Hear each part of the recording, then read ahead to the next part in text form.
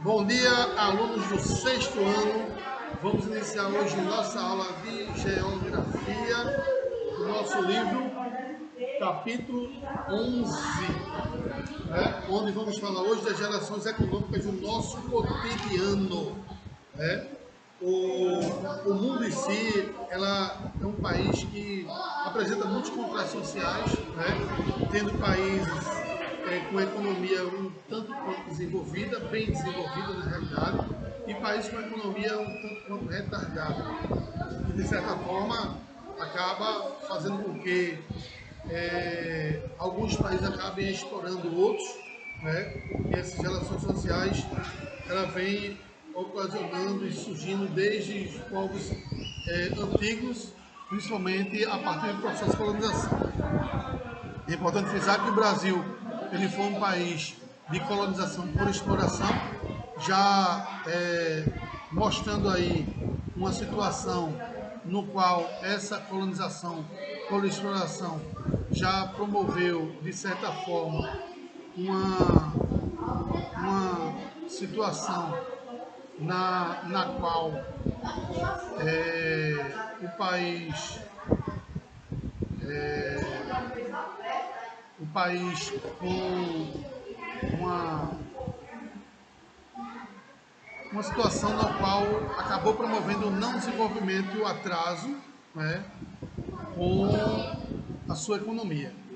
O Brasil hoje ele encontra-se em desenvolvimento, mas tivemos historicamente uma colonização de exploração que posterior fez com que a industrialização, ou seja, a revolução industrial chegasse ao Brasil de forma tardia, ou seja, atrasada, e isso acabou de certa forma contribuindo para que nossa economia ela demorasse a se desenvolver, Infelizmente, isso foi um dos principais fatores que contribuíram para esse não desenvolvimento de nossa economia, um dos fatores, na realidade, que não contribuiu para a nossa economia.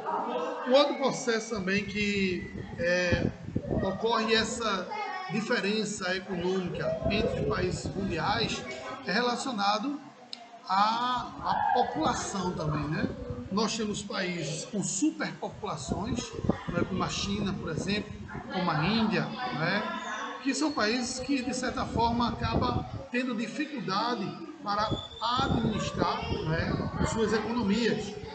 Por exemplo, a China e a Índia, se a gente juntar esses dois países, nós temos aí quase a metade da população mundial, ao qual, de certa forma, você tem uma dificuldade imensa, de fazer com que um governante tenha uma forma mais estruturada de poder governar esse país. E aí você vai apresentar grandes contrastes sociais, nessas localidades, onde a grande maioria vai viver abaixo da linha da pobreza, e a minoria vai viver com uma situação econômica muito boa. O Brasil não é diferente.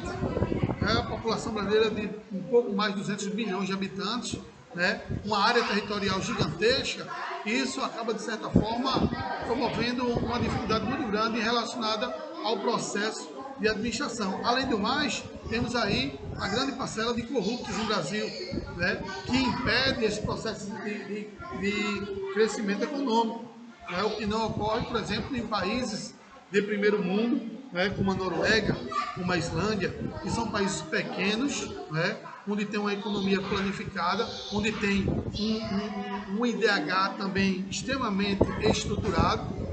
A Islândia e a Noruega apresentam os melhores IDH do mundo, onde eu vou ter uma saúde de exemplar, eu vou ter uma educação também, onde você não tem índice de analfabetismo, onde você vai ter uma renda per capita que a população vai ter condições de sobreviver, de ter acesso a alimentos de qualidade, vai ter um poder de compra, onde o Brasil, até a década de 80, aqui no Brasil, a população até a década de 90, a população não tinha um poder de compra por conta justamente da inflação que nós tínhamos aqui, como ocorre na atual Venezuela. Então a Venezuela é um país que tem uma economia muito desestruturada, não é? Uma inflação imensa, não é? Ontem mesmo eu estava vendo um exemplo aqui no Brasil, na década de 80, um comercial que eu estava vendo na internet antigo, e tava, a gente naquela época era milionário e não sabia, porque os produtos que se vendem no Brasil, por exemplo, a televisão, era 2 milhões de cruzeiros na época, né? E você dividia essa televisão em não sei quantas vezes, né? Mas ninguém era doido de comprar uma televisão, né? Porque 2 milhões naquela época, na realidade, não era equiparada era equiparada a 2 mil reais hoje, né? Porque a gente tem uma inflação, uma moeda que era muito fraca, né? E que se na Venezuela hoje, né? Na Venezuela hoje você tem uma moeda que 2 milhões de bolívares, né? Na Venezuela não é nada, não é nem 100 reais praticamente. As pessoas lá andam com malas de dinheiro, né? Porque não tem condições de andar com pouco dinheiro, porque não vai valer nada, você não vai comprar nada na Venezuela. Eu tive a oportunidade de ir na Venezuela uma vez, né? E na Venezuela a gente andava com muito dinheiro mesmo, muitas cédulas, mas que não valia nada praticamente. A única vantagem da Venezuela é o preço do combustível, né? Que é extremamente barato. Né? A gente enchia o tanque da van de gasolina lá, com R$ 1 já enchia o tanque, né? Que é extremamente barato na Venezuela.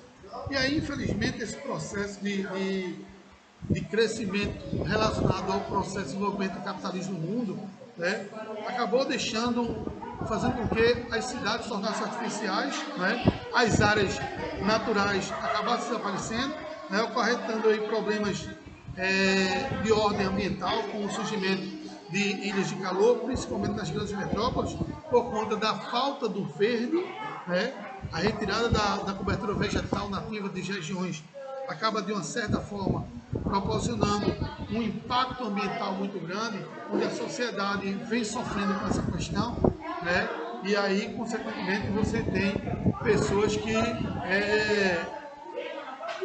que infelizmente sofrem com problemas respiratórios, justamente por conta dessa retirada da cobertura vegetal nativa de algumas regiões, né? Por exemplo, hoje a gente tem a Paraíba, né? Algumas leis municipais e estaduais que impedem a construção de edifícios na orla de João Pessoa, né? Muito altos para não impedir a entrada da brisa marítima e, com isso, deixando o ar mais agradável para respirar, né? A temperatura não se elevar por conta da formação de ilhas de calor. Que isso é muito comum nas grandes metrópoles, infelizmente.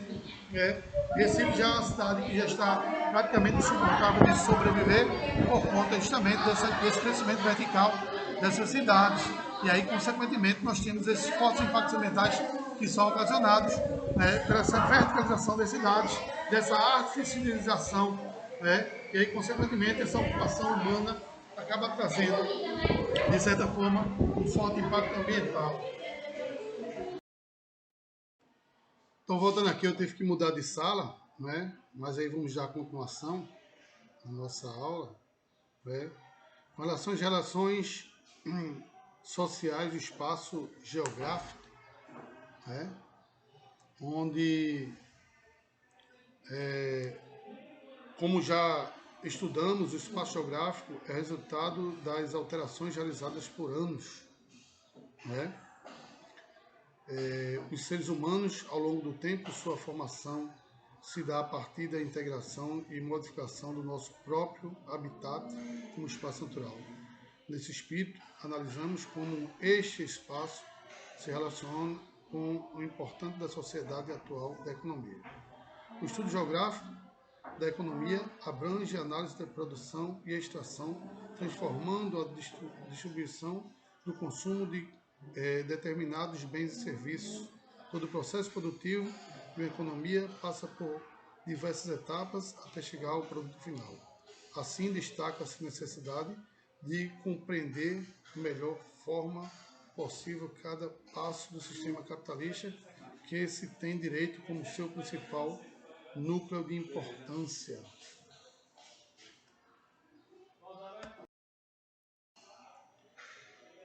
Então, chamamos de relações sociais, a integração estabelecidas entre indivíduos no interior de um grupo social.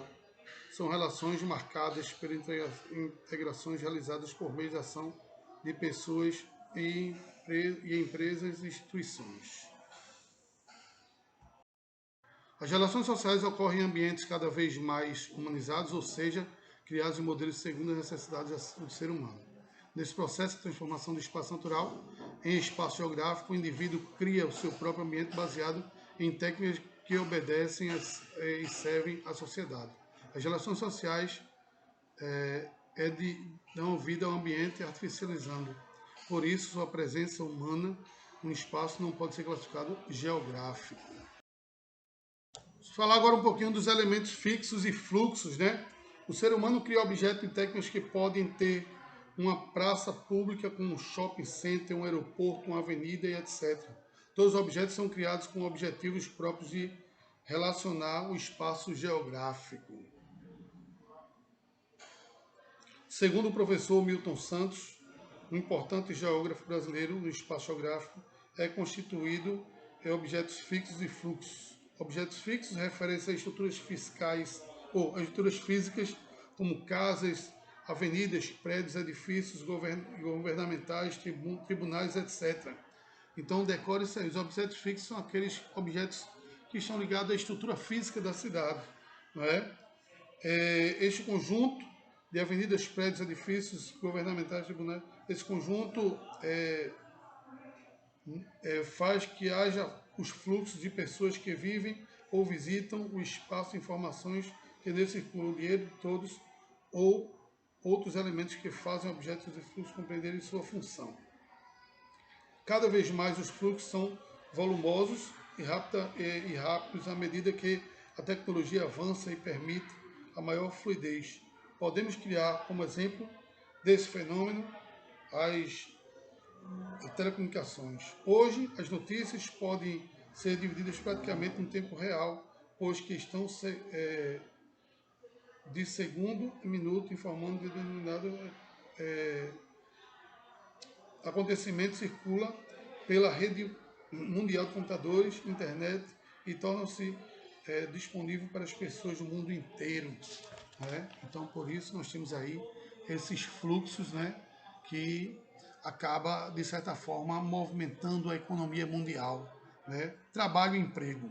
O que é o trabalho? Né? É toda atividade física e intelectual realizada por um ser humano, tendo como objetivo fazer, construir, transformar ou obter algo atendendo suas necessidades e ao coletivo.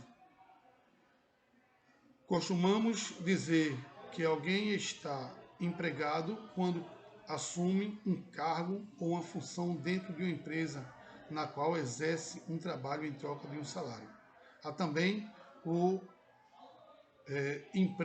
empresário, aquele que é dono do processo produtivo da empresa.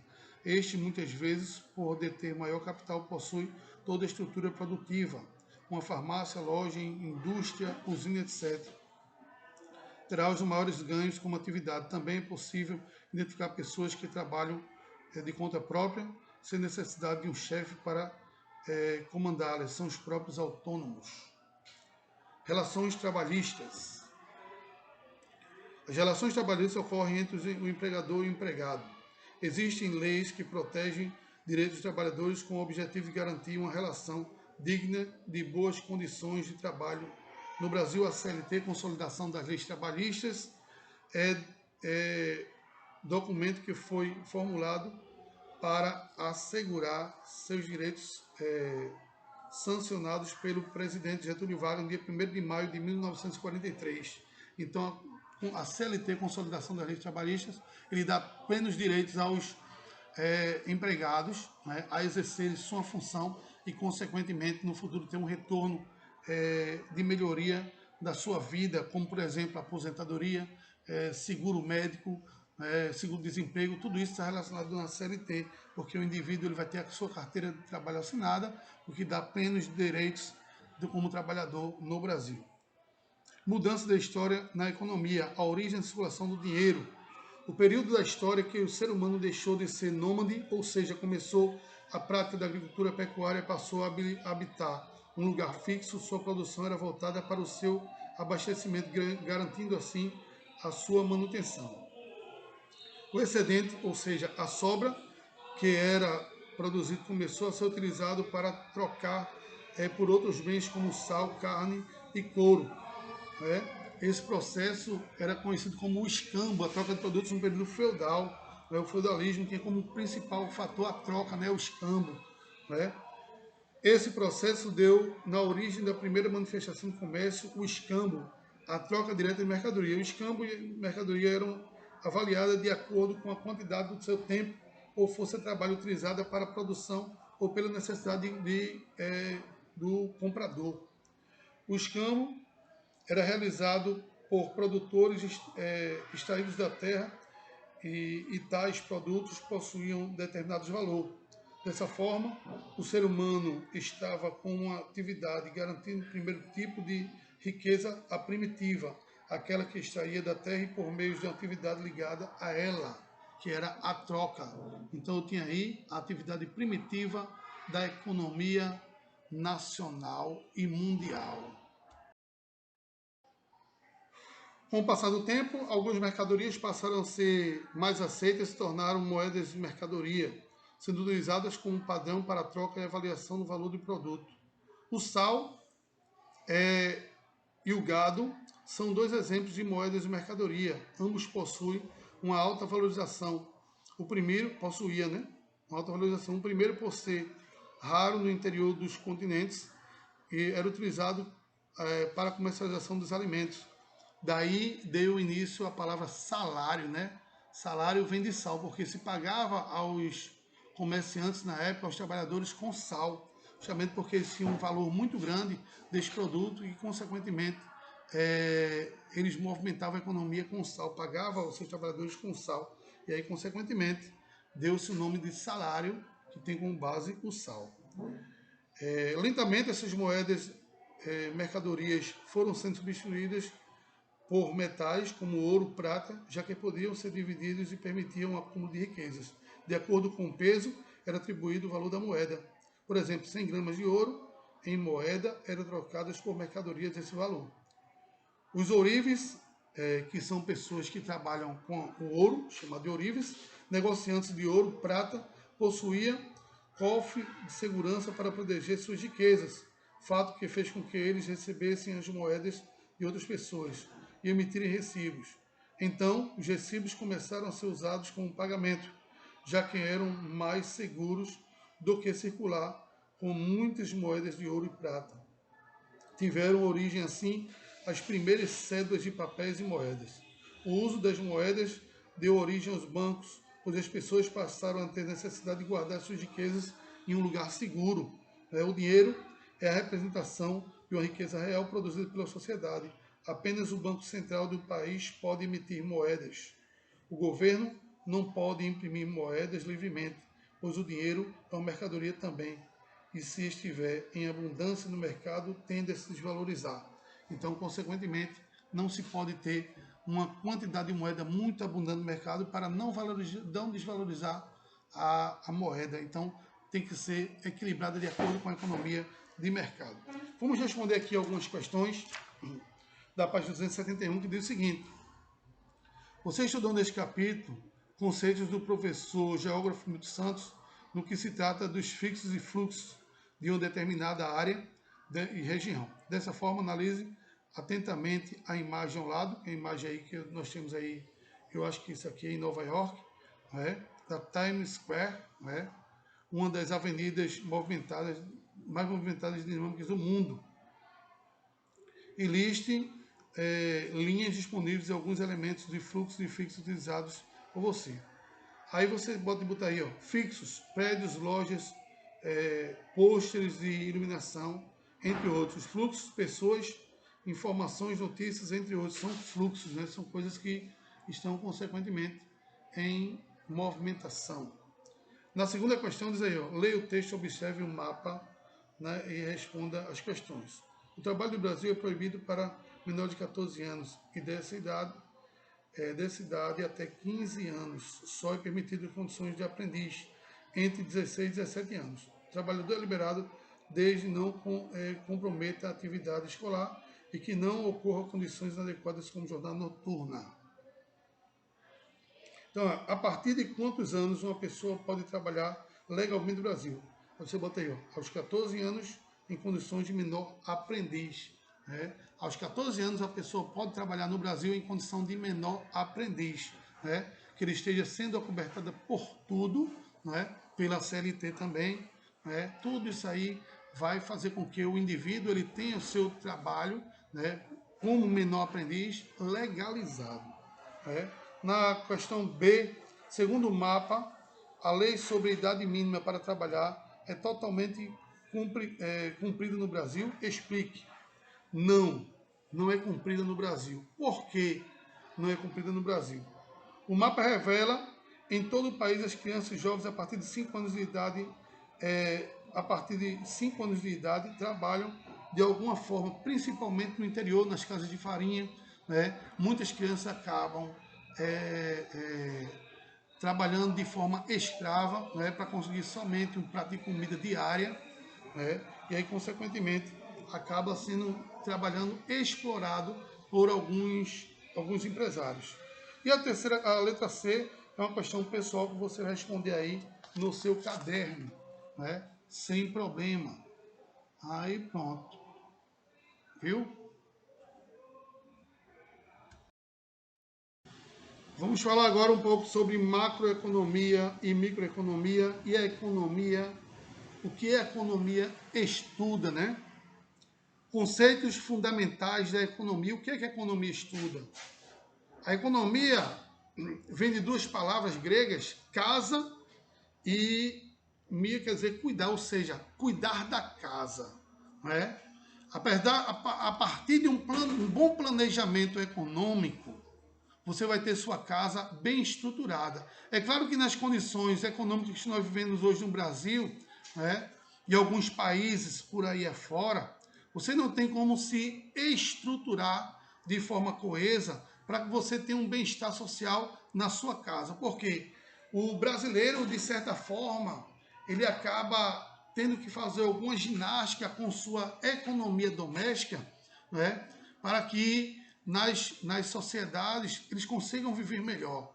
E aí o que acontece? O cara muitas vezes eles gastam mais do que recebe e